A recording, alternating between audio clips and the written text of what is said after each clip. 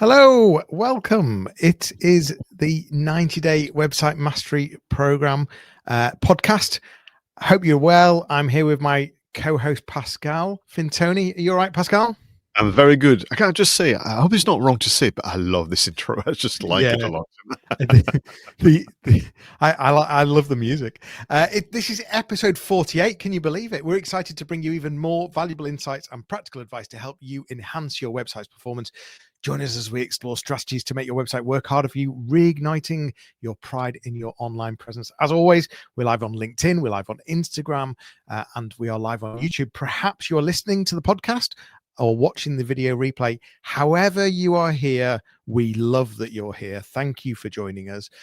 Please keep giving us feedback. Please keep giving us questions, because one of our first segments is going to go into one of the questions we've received very recently, or certainly something that happened at a recent workshop. So as I said, it's episode 48. This one is called Why You Still Need a Website, Even If LinkedIn is Working for You. As always, we have 4 segments.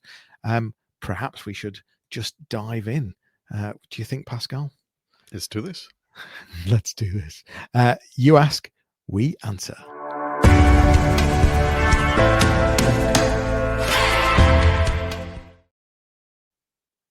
Thank you very much. And people watching the video version, you could tell just before this intro that I was getting myself really ready to tackle this, because this is what happened to me last week, Johnny, hence the inspiration for You Ask, We Answer with the title for this recording. So I was doing a workshop on AI for digital marketing, and there's a lovely, lovely little kind of activity where we use Notebook LM by Google, one of my favorite AI platforms, and we use it to do a critique of the website. We use the audio overviews, we use the mind maps, we use all kind of things. And then one of the participants just put his hand up and said, listen, I don't have a website, and to be honest with you, I'm doing fine with LinkedIn. I've got a LinkedIn profile, it's working fine. So what would I want to have a website now? And some of the participants have been on previous workshops. Actually, a lady had bought the book Web Proud, and she burst into laughter and said, well, if anyone's going to tell you why you need a website today, even though LinkedIn is working for you, that's Pascal. But I tell you what, I'd love, if it had been you in that room, Johnny, what would you have said or responded perhaps during the coffee break? Yeah, I mean, okay. So first of all, I'd be kind to them and say, well, actually, LinkedIn, there's an audience there. Absolutely, if it's working well, then that's brilliant. But you are, of course, controlled by LinkedIn, and LinkedIn could soon change the algorithm, and things could change. And also, you're not really getting across your brand, your presence, so many things. So I think there's probably sort of 5 things that jump to mind for me. One would be about credibility and first impressions. So the ability to really create far more trust and awareness, and in terms of that look and feel, instead of just having a profile that everyone's got on LinkedIn, you really can control that, because I was in something last week about, brand isn't just a logo and a font, it's a feeling. And that's what that's what a website should give, that feeling, that first impression. The second thing would be the ability to control your own narrative. So, if you've be able to whether that be thought leadership, or whether that be humor, or whatever it might be, to be able to just sort of put your own content out in your own way, and not in a very uniform LinkedIn way. The third thing is visibility beyond LinkedIn. So obviously you're just in that LinkedIn ecosystem, and there's so much more out there. There's only a proportion of people that are on LinkedIn, and never mind that are actually active on LinkedIn, and that obviously leads into things like scalability and lead generation as well, being able to tap into other audiences, and bring in things like case studies and testimonials to really back up what you're doing. And then I guess future proofing, because digital landscape is constantly shifting, and there is always movements between these platforms, and you need to have your own, so that you've got that future proof as well. So yeah, I think it's good that LinkedIn's working for you, but you absolutely this isn't just about a backup plan. This is about a real credibility and first impression behind LinkedIn, way more important. Thank you so much for that. Now it's perfect. Listen, I was kind to, I did not hit the man with the copy web brand on the head. But actually, what I did was actually look at it and say, well, since you enjoy using LinkedIn so much, tell me more about it. And so I got to the point and said, well, would it be nice if you wrote maybe a LinkedIn post or LinkedIn article? Would it be nice if this was available for not just a week? Usually that's, and that's actually very ambitious, a week worth of visibility on LinkedIn for anything you do. Would it be nice if, in months or years to come, somebody else can actually access your wisdom, your thoughts, and so on? And I could see the spark, I can't be sure that I convinced him completely. I could see the spark of this idea. Okay, yeah, I can see that. And then when we moved into the second activity about how to be part of the AI summaries, I could see a bit more. The spark become a very small flame. But everything you heard from Johnny is correct. And for me, it's this ability to enjoy nurturing your online presence because you have full control of your website. And LinkedIn, it's you can't change it. It is the way it is, and the algorithm are just as helpful or awful, as they come. But for me, the website is actually to enjoy practicing digital marketing, and that's the best platform for it. And for me, playing the Google game, which, by the way, when I say Google, I'm including every AI bot under the sun as well now. But that game of being visible and being at the top and being mentioned, and that's a constant game, and you can do far more with a website than you can with a LinkedIn profile. So yeah, I would agree with that as well. Great first segment. Let's move on to our next segment, which is website stories.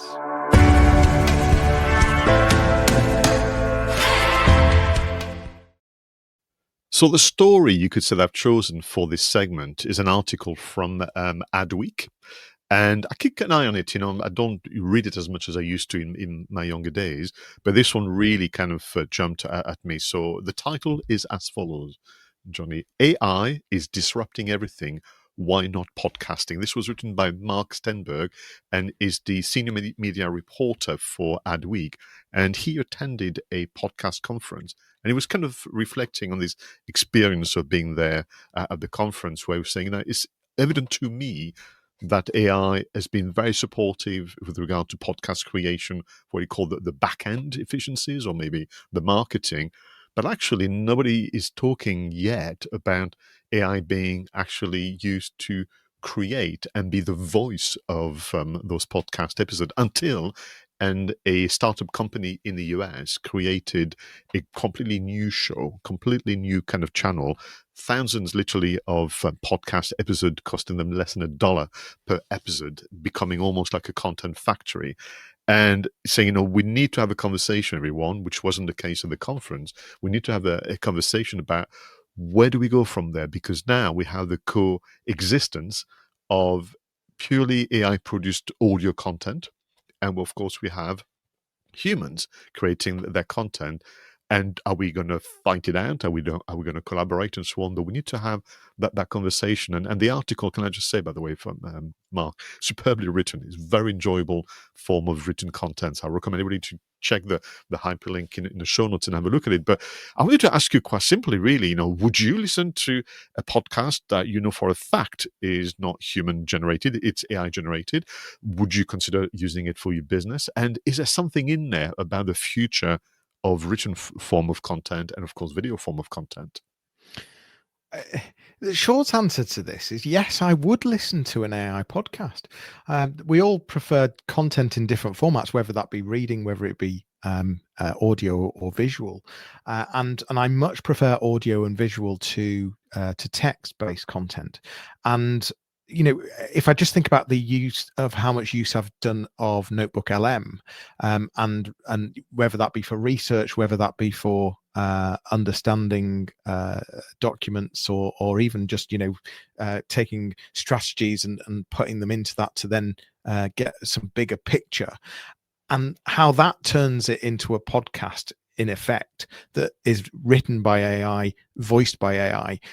I listen to that, and the whole thing suddenly becomes real, and suddenly I'm immersed in this. And the fact that these two people talking are actually AI doesn't really affect me in any way, shape, or form. Where which is you could say is a bit bizarre, but I really engage with that, like really engage with that, and so therefore, as long as the content is good, as long as I'm getting value out of it, as long as I'm not wasting time, because I've only got so many hours, minutes in the day. But if it's content that I want to devote time to, actually, yeah, I don't mind AI. I think we'd, I certainly wouldn't want to lose authenticity of human. I think the where the content comes from, I'm confident there's a hybrid approach and a bit of both worlds. But in answer to your question, Pascal, I wouldn't be put off by an AI podcast. Yeah, that's interesting. So, give a couple of examples of what I do now. So, I spend quite a bit of time in the car now. We're back to doing truly in-person events, you and I. And there's a time where the radio doesn't work for me and so on and so forth. So what I've done is been using Copilot quite a bit to have either conversations. So literally I'm expressing that I'm reflecting on this or a question on behalf of a customer. I have a back and forth with the AI assistant, which is a very odd practice. Or what you can do with Copilot is you can actually in advance book a podcast. So you could say, I'm exploring maybe the impact of the forthcoming UK AI Act, and you literally press submit, and then the next morning you have a 6-minute conversation pre-recorded between two podcast hosts about that thing. So you've got that. Now, the article which may help this conversation suggests that the coexistence is probably the way forward, as opposed to trying to stop the AI audio content being there. I think you could if you tried, but if you accept that there's two types really of content, two types of listeners. You've got listeners who want the content, and those who want the connection. And therefore, for formats like a recap on the news, business news, recap on the weather, on the sport, a very dry subject like the UK AI Act, where you don't need the connection, you just need the content, then maybe AI has a role to play there. But of course, if you want the connection because you want the storytelling, you want the interview, you want that what I call, as you know, the elegant, kind of clumsiness of being human, then you'll be looking at that. So I think that we're going to have, people are going to self-serve and probably say, for the kind of very disposable form of content, I'm happy for this to be an AI generated, and I will select the voice that suits me before the storytelling one that where it gives me a recharge, help me recharge my creativity and batteries. I'll choose the storytellers, and it'd be fascinating to explore someone's Spotify, let's say, kind of list in a year's time compared to today, for sure. Yeah, I do see this hybrid approach. I really do. And I think a good mix. And I can completely understand how bringing a subject to life by pre-asking a podcaster that when you're about to go on a drive or whatever, for me that really brings it. It really does bring it to life. Whether I'm prepping for an event, whether I'm prepping for a meeting, putting some of that information into an AI to create a podcast is the sort of thing I'm already doing with Notebook LM. You're doing it with Copilot as well, and so it's no stretch of the imagination to just start listening to podcasts that are written by other people, but are voiced by AI. So yeah, it's I'm not against it in the slightest. So can I ask very quickly before we move on to the next segment? So do you think that there is there's room for on a website for the kind of roundup type content to be done by AI, and that would be acceptable to both the website owner and the visitors, and therefore the business owner is freed up to get on with the real storytelling and the real kind of content that creates connections? Well, yeah, for sure. This is about repurposing content, isn't it? So it's about, you've got that piece of content that you're doing on a regular basis, whether that be a weekly, daily, monthly, quarterly, whatever it might be, that consistent piece of content.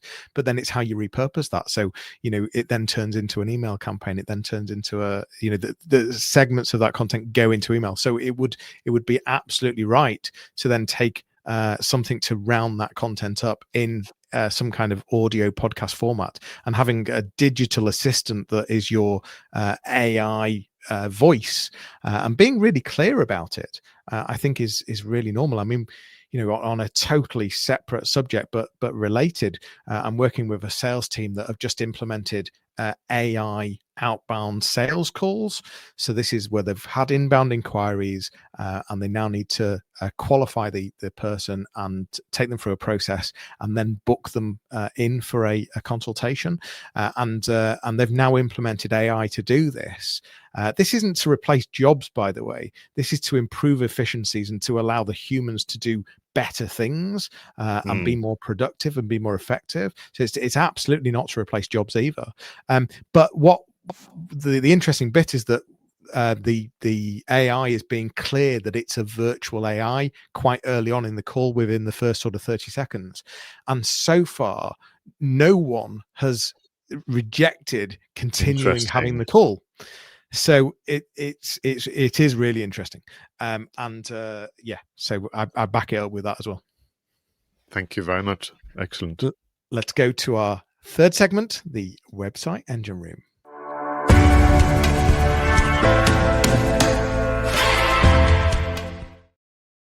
So, Johnny, what wonders have you discovered that could make life easier as a website manager or content creator then? Yeah, for sure. So I never really give any reflection on Microsoft. I'm a very Google person. I'm very open source. But I thought, you know what? A lot of my clients, a lot of my audience are Microsoft, whether they'd like it or not. It could be that it's their IT manager that's told them they're Microsoft. So I thought I would share their graphic design tool, MS Designer, which is designer.microsoft.com.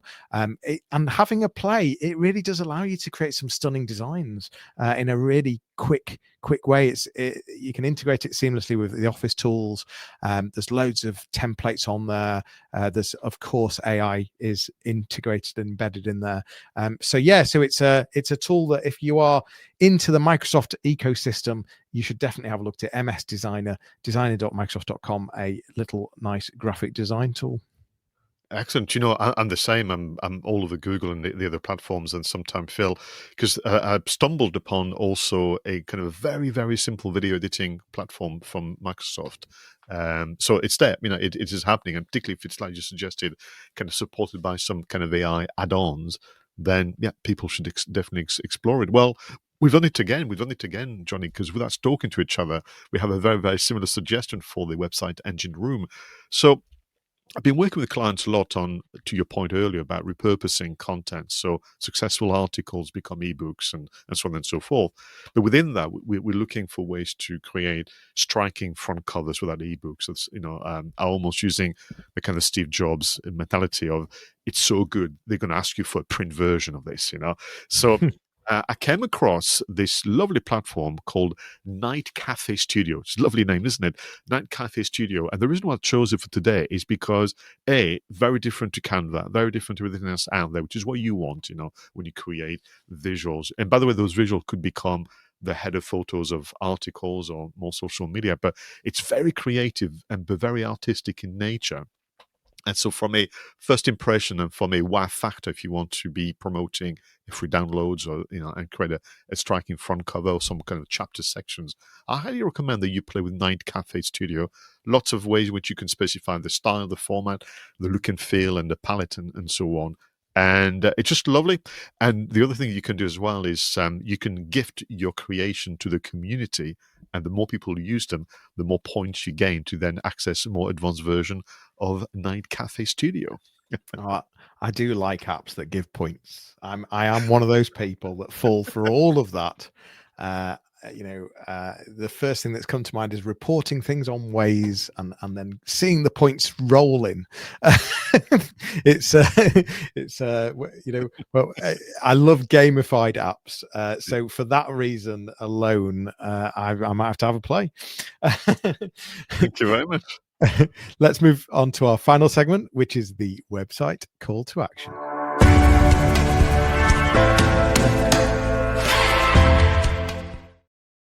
Now, this is about the one change, the one adjustment you should be making right now to make your website work harder for you. So, Johnny, what is your recommendation? Yeah, this is something that you can simply, quickly do even today. Depending on your website, it could just be a few clicks and a sign up to a free tool. Install a heat map tool. So just to understand where users are scrolling, what they're clicking, what they're hovering over, and really understand, the data's there.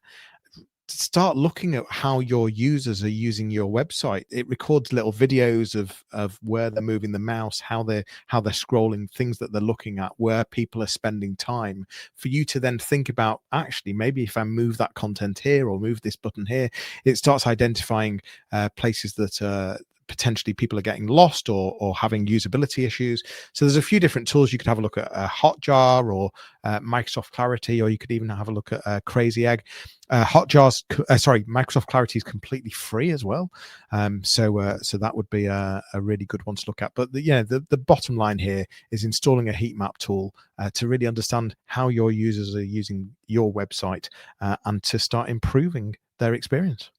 Thank you so much for that. Great reminder. And often what I do with my clients, we have a clear idea of what we hope to learn more. So sometimes the heat map could be on a very specific part of the website, or something would, that's strange. We thought people would do that more, or is that strange that this is not downloading as much as we thought. So you can kind of learn so much by having something very clear in mind. So I mentioned, obviously, when we started, I did this AI for digital marketing workshop and be working a lot on the AI summaries. I've got this concept called the Google CV, and we play with that quite a bit. But it's occurred to me, by having a room full of different businesses showing their AI summaries, it's clear to me now, Johnny, and to our viewers and listeners, that those AI summaries seem to favour a more eclectic range of sources of information than the, forgive me, old-fashioned Google search results. Only 3 years since AI, but there we are. It's obvious to me that it doesn't rely solely on the obvious branded websites and the obvious kind of authoritative websites. So my call to action really is for everybody that is in a business of doing news roundups or trends reviews or anything like this, even thought leadership with citations, to simply refresh your sources of news, change and add to your sources of trends, because we all have our habits and we have our go-to website kind of somewhere on the spreadsheet, and kind of really play to this idea of a more diverse and eclectic range of quotations and citations within the AI summaries. Have you seen that as well? I absolutely have, and you end up in your own echo chamber, don't you? And so I think getting yourself out of that is so important, because we sort of feed ourselves a narrative, and that actually isn't helpful at all a lot of times, in terms of just growth of a business. And really, you start believing that things are as they are, but actually there's a whole nother world that you've just totally not aware of. And I am seeing that in AI summary, so it's a really good reminder of how we need to get diversify on the type of content that we're feeding ourselves. Really, really important. Love that. And that is one call to action that you could, again, easily do today. Mhm. Pick the topic or the theme of interest that you have, go and find a new source to read or listen to a new bit of information. Brilliant.